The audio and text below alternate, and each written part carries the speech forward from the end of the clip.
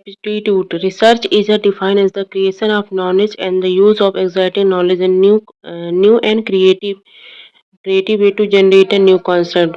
शोध करना अनुसंधान को नए ज्ञान के निर्माण और मौजूदा ज्ञान का नए और रचनात्मक तरीके से प्रयोग के रूप में परिभाषित किया गया है ताकि अवधारणाओं को उत्पन्न किया जा सके।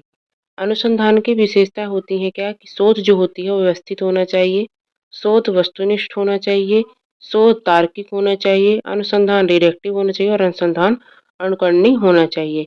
ऑब्जेक्टिव यानी वस्तुनिष्ठ का मतलब क्या होता है?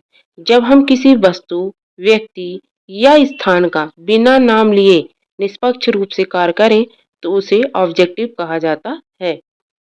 जब हम किसी वस्तु, व्यक्ति, स्थान का बिना नाम लिए कोई कार्य करते हैं और उसमें किसी भी प्रकार का हम उसे सपोर्ट नहीं देते हैं, निष्पक्ष कार्य करते हैं तो उसे ऑब्जेक्टिव कहा जाता है।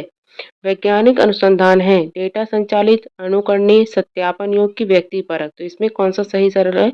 डेटा संचालित, अनुकरणीय और सत्यापन योग्य होता है, लेकिन जो अनुसंधान है वो सब्जेक्टिव नहीं होता, वो ऑब्जेक्टिव होता है। रिसर्च सब्जेक्टिव नहीं ऑब्जेक्टिव होनी चाहिए। जब ज्ञान पुनरावृत्ति और सत्यापन करने योग्य हो जाता है तो उसे कहा जाता है वैज्ञानिक। एक बालक सर्वप्रथम विविध वस्तुएं जैसे पुरुषों, महिलाओं, पशु, पक्षियों के मतभेद कर पाना सीखता है और बाद में एकल अवधारणा निर्मित करने हेतु इन विविध अवधारणाओं को एक कर देता है। इसे सामान्यीकरण कहा जाता है। पोस्टिज्म प्रत्यक्षवाद। प्रत्यक्षवाद एक सच्ची और वस्तुनिष्ठ वास्तविकता के लिए तर्क देता है जिसका अध्ययन प्राकृतिक विज्ञानों और वैज्ञानिक जांच के तरीकों और सिद्धांतों को लागू करने के लिए किया जाता है।